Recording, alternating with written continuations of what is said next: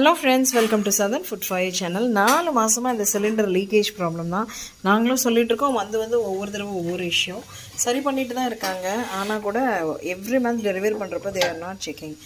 இன்றைக்கி தேங்காய் சாதங்க, ரொம்ப சுவையான தேங்காய் பால் எடுத்து பிரிஞ்சி சாதம் மாதிரியே பண்ணியிருக்கோம். இன்றைக்கி பாப்பா எக்ஸாம் எழுத போயாச்சு.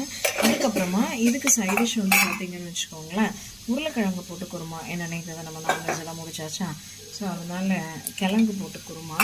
அதுக்கப்புறம் அதுக்கு சைடிஷ் ரைத்தா. நம்மளால் அந்த புளிக்குழம்பெல்லாம் சாப்பிட முடியல, ரொம்ப கஷ்டமாக தான் இருக்குது. அப்புறம் அதுக்கும் சைடிஷ் எக்குங்க. இவ்வளோதான் இன்றைக்கி மெயின் டிஷ்ஷு. அப்புறம் வழக்கம் போல் மோர் கொஞ்சம் காரமாக இருந்ததுன்னா எடுத்துக்கிறதுக்கு. காரம் எல்லாம் கம்மியாக சாப்பிடுங்க.